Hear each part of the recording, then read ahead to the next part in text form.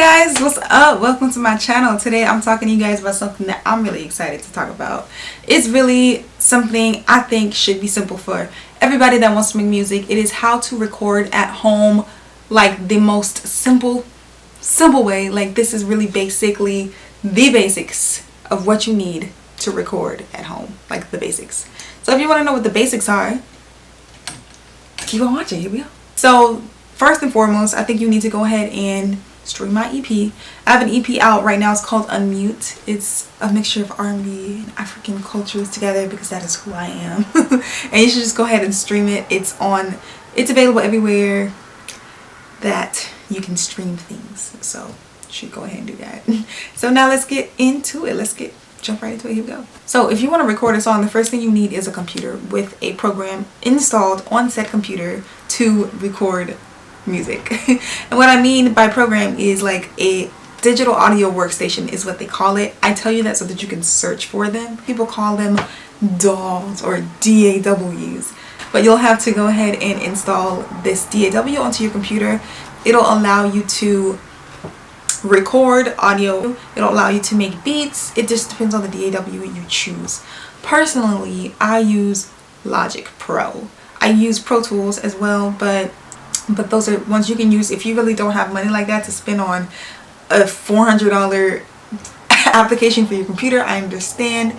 There are free applications like GarageBand that you can use. If you're just beginning, I would definitely highly recommend that. The only issue is GarageBand is only for Macs. So if you have a PC, I don't know of very many free PC DAWs or digital audio workstations, but you can use Audacity and you can use that to record audio. I would definitely recommend just downloading Audacity onto your computer and just using it. If you already have like a producer, or in this situation I would highly recommend you do. If you're going to use Audacity, if you don't want to make beats, this is about recording music and not making beats. So if you're not making beats, then you can use Audacity to just record over someone else's beat. So I would just recommend doing that if you're not trying to buy anything. The next thing, for me personally, I think you need, since you've decided whether you're going to spend money on the DAW or not, is a microphone. So I use microphone. I say microphone next because you can use a microphone that has a plug to, like an actual microphone cable, which is called an XLR cable. You can use a microphone that uses one of those cables, or you can just decide to use a USB microphone. The microphone that I use currently is the Neumann TLM 102. I want the 103, but right now I'm using the 102 and it works really well. I love this mic. This is the first time I've really invested in a mic, and I want to continue to invest in mics. Like, I used DAWs and I went on DAWs and I paid for my mic little by little. So I'd recommend doing that. Like, if you don't have a lot of money to spend on like nice things, but you want nice things, I'd recommend going on DAWs to look at their gear because they do offer a nice plan. This video is not sponsored by DAWs. So recommendations, like there's like a snowball microphone that you can use if you want something that's cheaper, but you also want something that you can just plug directly into your computer. And that is a recommendation that I would definitely give you guys as well. But if you do want to like actually be a little bit more professional and use your XLR cable and have a microphone that's like not a USB microphone, you can use this mic. I would recommend the NT1A. Is also a great microphone. I'll have that linked in the description box.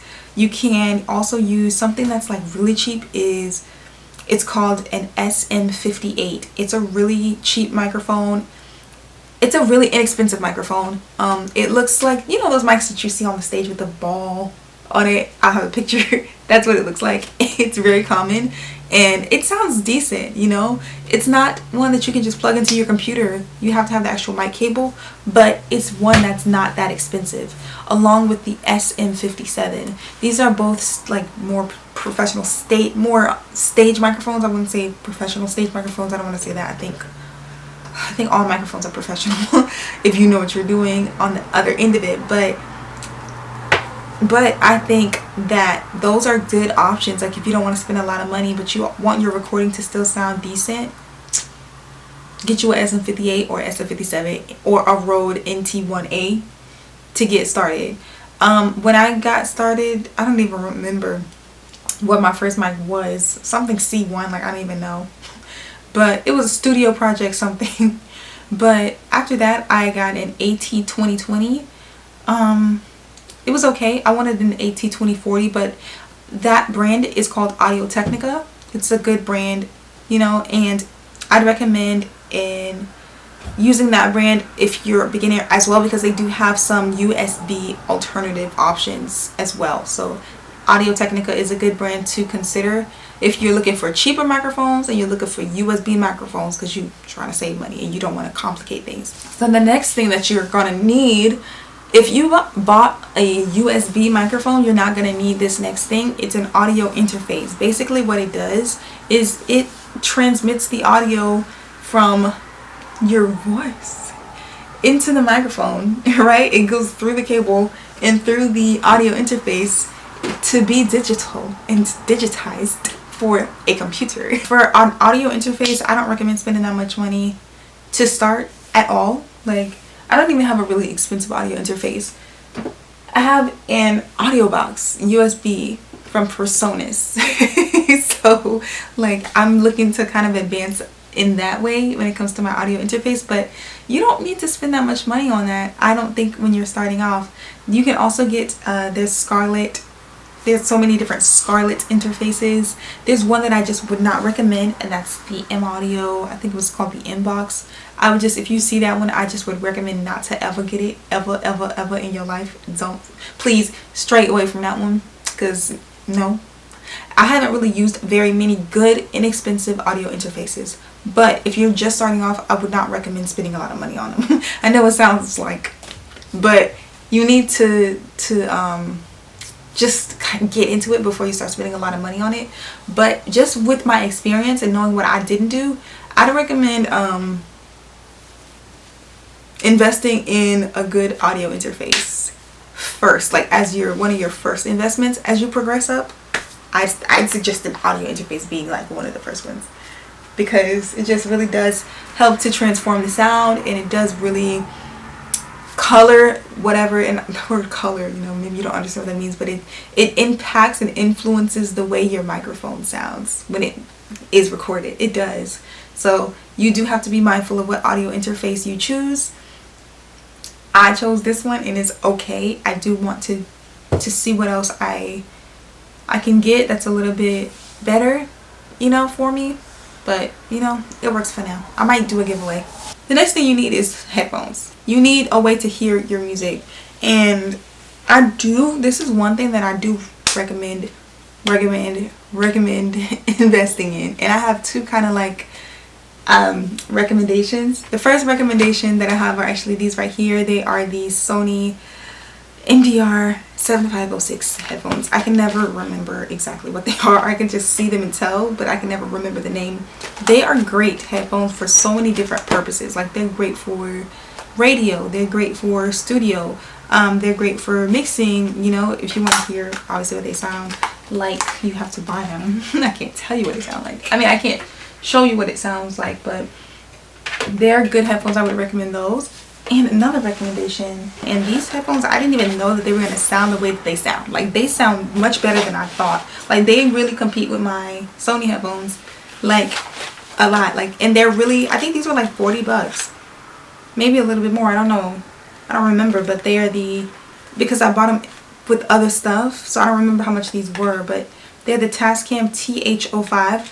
I know the Sony headphones I just showed you, I think those are $100, maybe a little more. But these are less than $100 for sure. They're less than $75. I think they were like 40 or 60, I don't remember.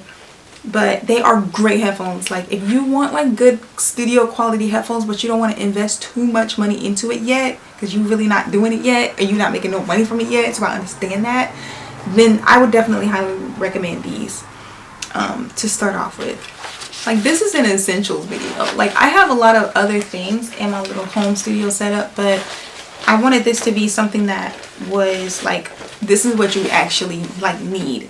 Like, not just oh, this is what you should get, you know. And I did include some of the what you should get, you know, in the video. I'm not gonna include monitors because I was definitely recording music at home without studio monitors.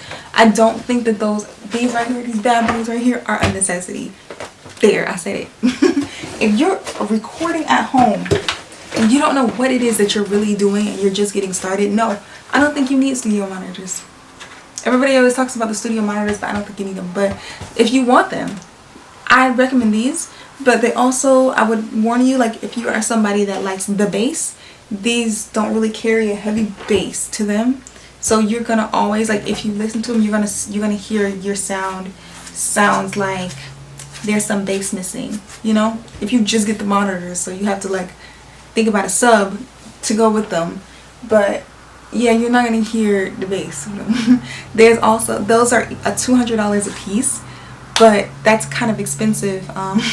So there's also the KRKs, there's Rockets that are cheaper than that. I think they're like $150. I'll have those linked. I don't remember exactly which ones, but I think they are 5 inches as well, but they are much cheaper.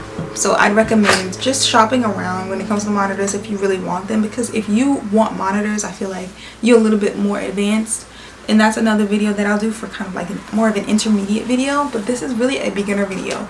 And let me go ahead and recap for you if you do need a little bit more, you know, clarity. So first thing I'd recommend is having a computer with a digital audio workstation, or basically having a computer with a program that will help you record your audio, record your song with. You have to record your song with a program. Next, I'd recommend having a microphone that you sing it into or rap into to have your audio captured. Then, if you did not get a USB microphone, I would recommend getting an interface. An interface will help to convert your signal out of your mouth into digital ones and zeros for the computer. After you do that, you know, you need some headphones so that you can hear what you just did. That's it, really. That's what you need. Like, that's the basics. And if you want me to do another video a little bit more in detail, or you want me to do a studio kind of like tour of like what I use or what I have, I'll do that as well. But thank you guys so much for watching this video, and subscribe to this channel. Listen to my music, because listen to it, guys. I think it sounds really great. Like, I worked really hard on this project and I did it all by myself, and that's something that I'm really proud of. I didn't mean to do it alone. Like, I didn't mean to make all of the, and I sound so arrogant, like I didn't mean to do everything on my own. Like, I'm so talented, oh my god, no. But I didn't intend on the end result being all the songs that I produced. Like, I meant to have some other, you know, beats included, but it just didn't work out that way. It just didn't sound right, and all of the ones that I felt were just the ones that I made. And I say that because I don't ever want anybody to feel like you have to do it all in order to be a good artist. Like, you don't have to do it all. You don't have to record yourself and mix yourself and master yourself and make your beats and write your songs and sing your songs and do everything. You don't have to do, like, I did all of that on my project, and I'm letting you know that you don't have to do it all. Like, that's not what makes a great artist. A great artist is somebody who does what they do well, and what they don't do well, they find somebody else to help them do that, or, you know. So I definitely 100% believe in that. But if you are at the starting point, you're gonna have to do a lot. Like, you're gonna have to figure out a lot. And I think that recording the song is something that you're gonna have to do at the very beginning if you can't afford studio time. So, you know, and if we look at it at this point, we're just having a conversation. If you look at it like somebody like Bryson Tiller, he recorded Don't with, I think he said, a Scarlett interface, a Rode NT1A microphone, and he recorded Don't with that setup. And look at Don't, look at his song. It blew up. It went crazy. And, you know, who would have ever thought, who would have ever thought, you know, that that's the key while people are recording these really big fancy studios, which is great, of course, but sometimes it's just possible to do it yourself. Like, it's possible. I don't want anybody to feel like they can't. Like, I know I've really been through a journey of trying to figure out exactly how to do it on my own, and I'm really still learning. So yeah, even going to like, even being someone that kind of was in school to learn about audio, I still am learning about audio. So don't ever feel like you don't know enough. But if you want me to do more educational type videos when it comes to like mixing and recording and all of that stuff, I can definitely do that. Let me know down in the comments below. Thank you guys so much for watching this video, and I'll see you guys in my next video. Bye, take care, see you soon.